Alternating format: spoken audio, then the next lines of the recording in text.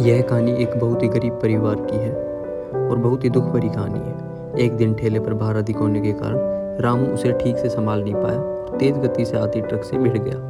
अगले ही पल उसकी मौत हो गई और उसके पीछे रह गई उसकी पत्नी जानकी और दो छोटे छोटे बच्चे गुड्डी और गुड्डू। एक तरफ रामू का अंतिम संस्कार किया जा रहा था और दूसरी तरफ उसके बच्चे बिलख रहे थे। नहीं, इसलिए नहीं कि पापा मर गए थे, वे तो भूख से बिलख रहे थे। उन्होंने कई दिनों से पेट भर खाना नहीं खाया था और आज तो मुंह में एक निवाला भी नहीं गया था, इसलिए भूख से रोए जा रहे थे बेचारे। माँ माँ कुछ खाने को दो ने, माँ बड़ी भूख लगी है, माँ कुछ दो ने। कोई पत्थर दिल भी इस दृश्य को देखकर पसीज जाता। पड़ोसियों को भी दया आ गई, अगल बगल से खाना आ गया। बड़े दिनों बाद आज गुड्डी और गुड्डू पेट भर खाना खा रहे थे। अजीब विरोधाभास था।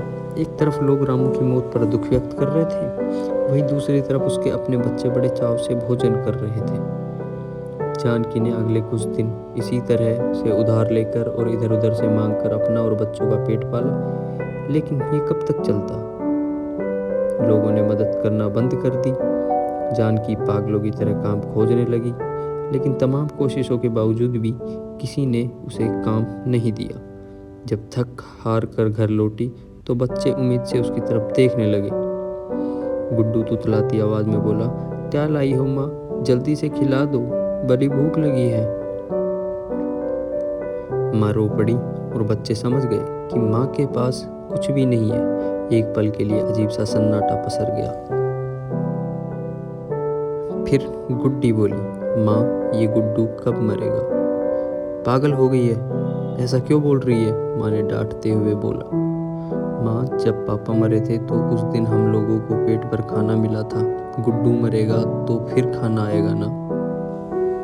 गुड्डी की बातें सुनकर माँ की आंखें फटी की फटी रह गई। उसके पास गुड्डी की बात को कोई जवाब नहीं था। दोस्तों, ये सिर्फ एक कहानी नहीं है, ये दुनिया के करोड़ों लोगों की हकीकत है। इस पर गौर कीजिए।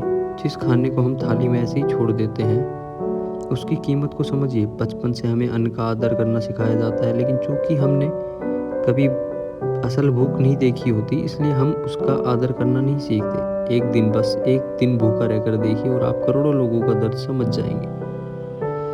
चलिए हम प्रण करें कि हम कभी भी अन्न का अपमान नहीं करेंगे, हम कभी भी खाना बर्बाद नहीं करेंगे, हम कभी भी होटल जाकर दो लोगों के बीच चार लोगों का खाना नहीं मंगवाएंगे। चलिए अन्न को बचाएं और उसे ऐसे लोगों तक पहुंचाने का प्रयास करें जिन्हें इनकी सचमुच ज़रूरत है। Thanks for watching. Please channel को सब्सक्राइब करें और शेयर करें। Thank you.